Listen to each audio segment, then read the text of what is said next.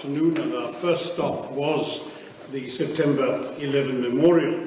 It was obviously a very moving moment for us, but it was also meant to send a very strong message that we are here in a city which is bearing still the scars of that savage terrorist attack, in the wake of yet another terrorist attack in our own country. Unlike the US, I'm afraid we've had to endure a very much larger number of terrorist attacks in India. But we came both as a reminder that this is a shared problem, but also out of a spirit of solidarity with the victims, who included Indians, as Indra was reminding me. Someone, a young Indian working in her own company, was one of the victims of 9/11. Indians, Americans, and very many other nationalities who were affected. It's a global problem, it's a scourge, and we must all fight it unitedly.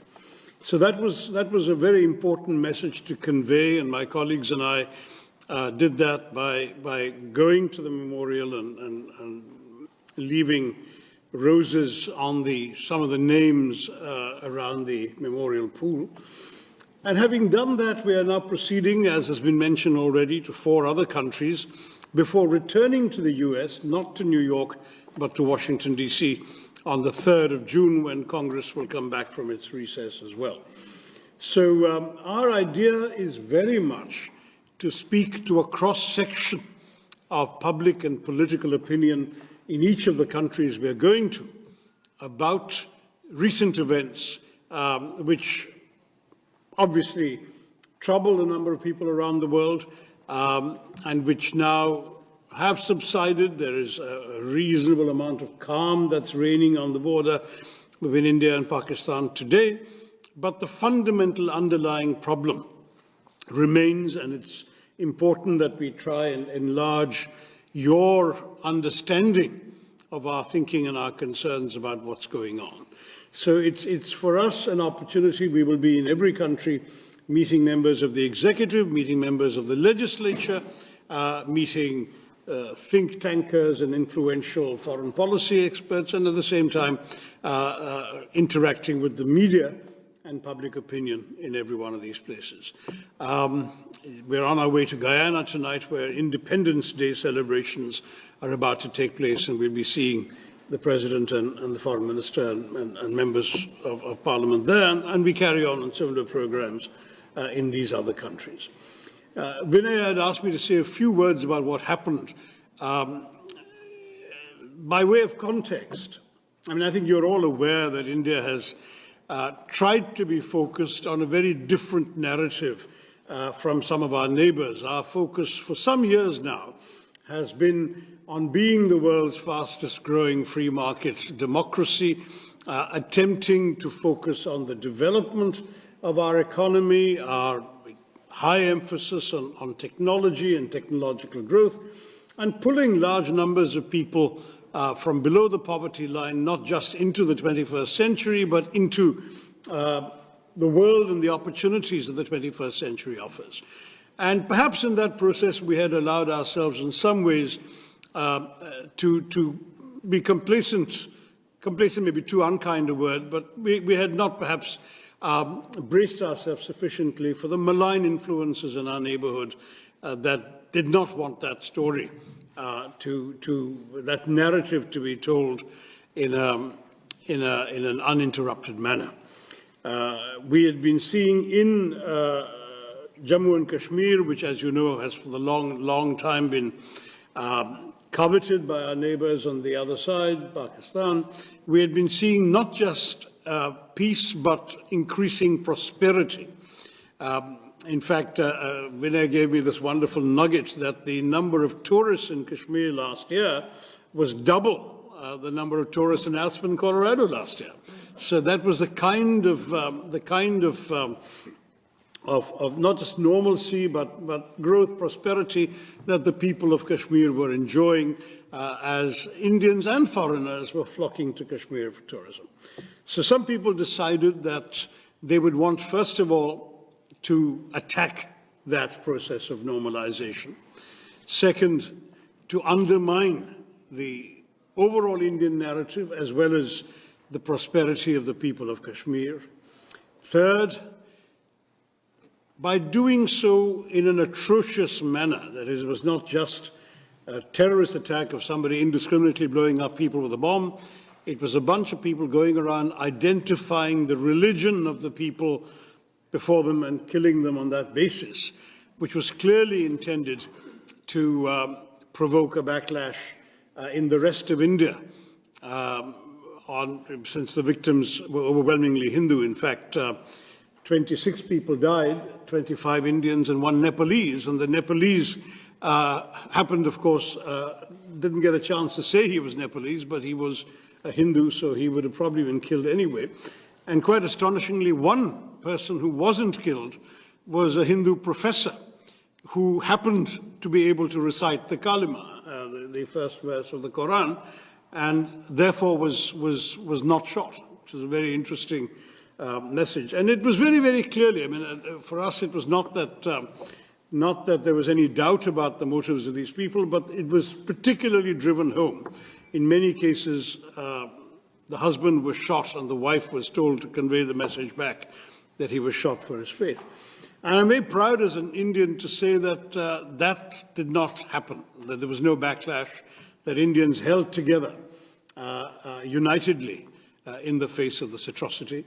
The Kashmiris, who are overwhelmingly Muslim, as you know, were not just completely distraught by what happened, but there was public rejection of this. The next day, the entire state downed its shutters. There was a public observance of support and solidarity for the victims. The State Assembly as well, all shades of political opinion. One of the victims, I should have added, was a Kashmiri Muslim pony operator who attempted not just to save the lives of his customers, but to snatch the Kalashnikov of one of the killers, and it was turned against him. But others, I mean, I had a victim from my state of Kerala, who was a 61-year-old man who was walking in the meadow with his youngish daughter and her twin sons, aged 6, when they shot him. And I went to his home and called on his widow and his daughter and grandchildren. And it was very, very moving when this girl said that though she lost her father that day, she found 2 brothers. And the 2 brothers were 2 Kashmiri Muslim men who took her to safety, protected her sons, and eventually then accompanied her to the mortuary to identify her father's body and bring it back. So I give these examples just to say there was an extraordinary amount of togetherness cutting across religious and other divides that people had tried to provoke. But the message was very clear, that there was a malign intent that I've just spelled out for you. And India, sadly, had no reason to doubt where it came from, because within 1 hour of the atrocity, a group called the Resistance Front had claimed credit. The Resistance Front was known for some years to be a frontal organization of the banned, proscribed Lashkar-e-Taiba, which is on the US designated terror list as well as the UN sanctions committees. And India had gone to the UN Sanctions Committee with information about the Resistance Front in 2023 and in 24, and now sadly it had acted in 25. They repeated their claim the next day until, of course, global condemnation, I think, woke their handlers up to the dangers as represented, and then they deleted their claim on the 3rd day. But by then, the claim had been made, recorded, registered, and reported. And for us, therefore, the culpability lay not just with the 4 or 5, we're not 100% sure, evil killers who came to Pahalgam and did this atrocity, but also with those who had sent them, financed them, equipped them, trained them, guided them into doing this. And since we knew where Lashkar-e-Taiba is headquartered, it has its not just a safe haven, but a rather generous 200-acre campus in a city in the heartland of Pakistani Punjab, we also knew where the responsibility lay. Sadly, Pakistan chose to follow its usual path of denial. In fact, Pakistan, with the help of China, succeeded in removing a reference to the resistance front from the resolution of condemnation that was drafted in the Security Council, the press statement actually, not resolution, in the Security Council of the UN 2 days later. But though the name was not mentioned, it was, as I said, a matter of public record, and we knew what was happening.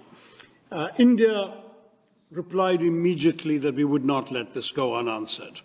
I don't work for the government. As you know, I work for an opposition party, but I myself authored an op-ed in one of India's leading papers, the Indian Express, within a couple of days, saying the time had come to hit hard but hit smart. And I'm pleased to say that's exactly what India did.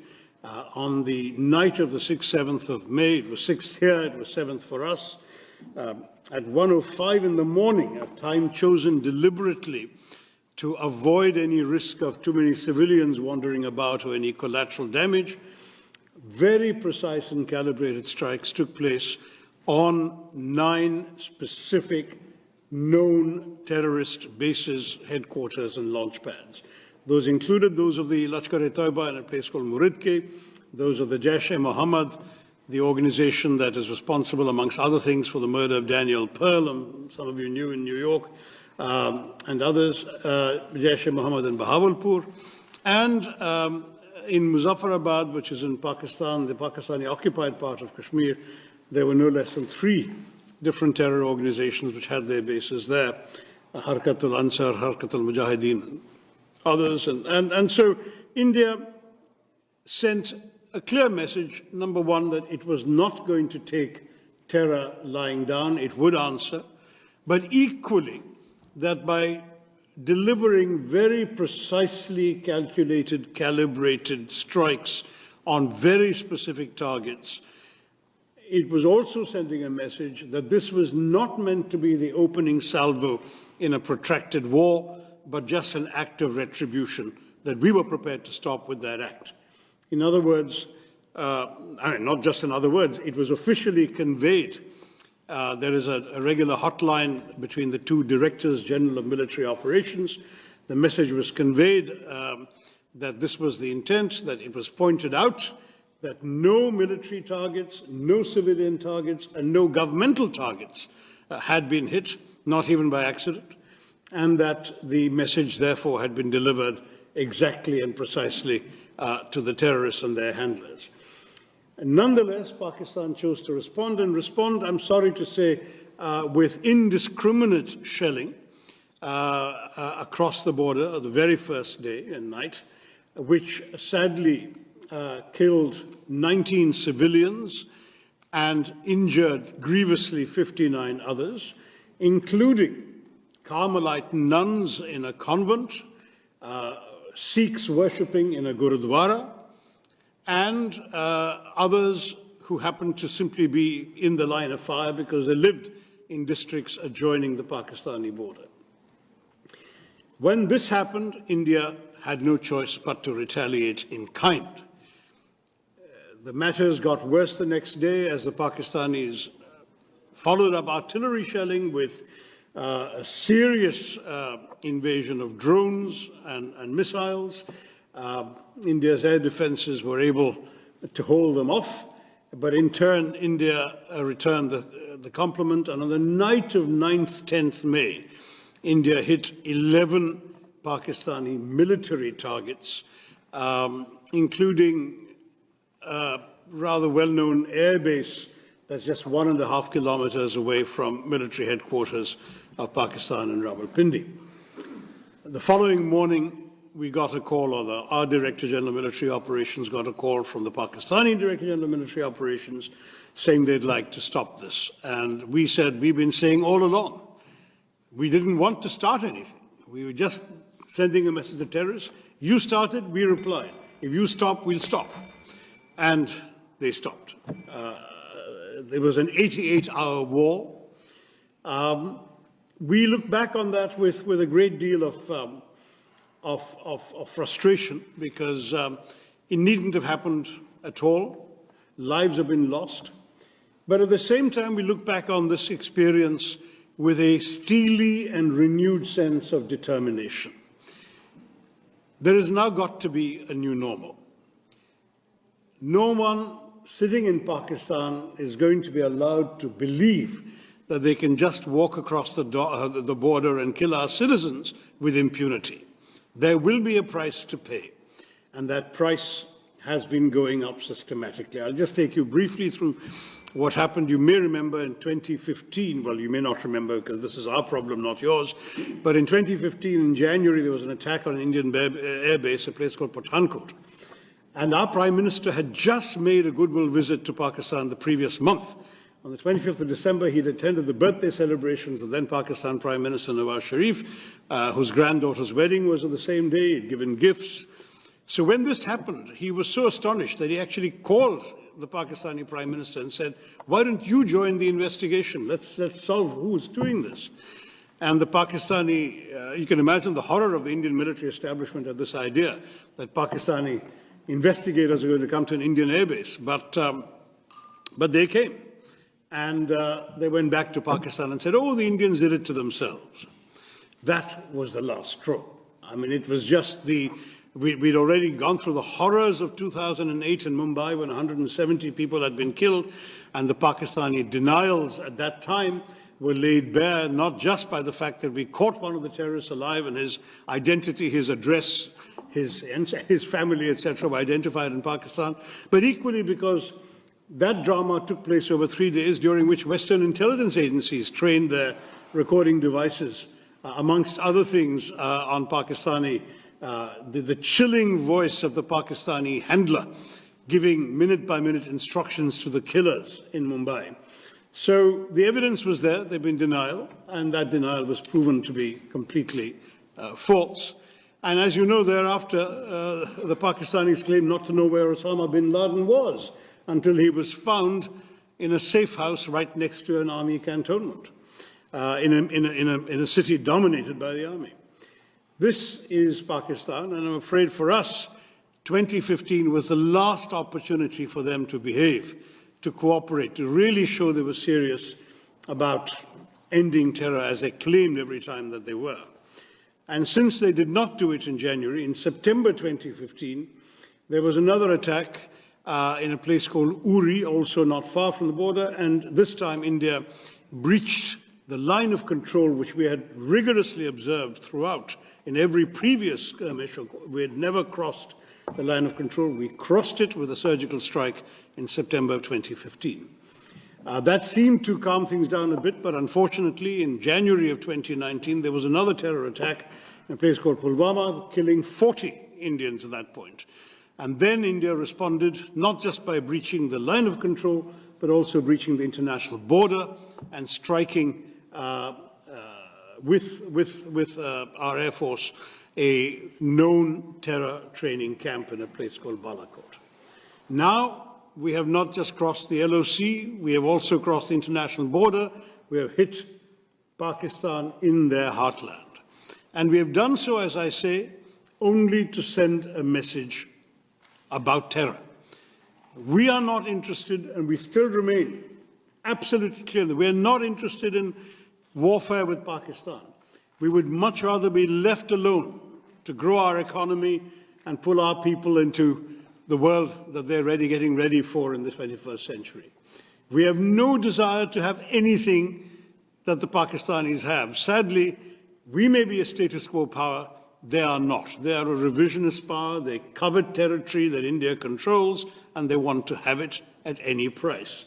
And if they can't get it through conventional means, they're willing to get it through terrorism. That is not acceptable to us, and that's really the message that we are here to give all of us, all of you in this country and elsewhere. We are determined now that there's got to be a new bottom line to this. We have tried everything, international dossiers, complaints to sanctions committee, diplomacy, even this joint investigation attempt. Everything has been tried. Pakistan has remained in denial. There has been absolutely no conviction, no serious criminal prosecution, no attempt to dismantle the terror infrastructure in that country, and the persistence of safe havens. So from our point of view, this is it. You do this, you're going to get this back. And we have demonstrated with this operation that we can do it with a degree of precision and with a degree of restraint that the world, we hope, will understand. We have a right to self-defense. We've exercised that right. We have not done so irresponsibly, and we have not done so in a way that would have warranted a wider conflagration. That's really the message I wanted to give you all today. I'm sure you have questions and comments, and my colleagues represent, as I say, 4 parties amongst the 5 of us, and there's a wide span of views. We're all happy to join in conversation with you. Thank you all very much once again for coming and being with us.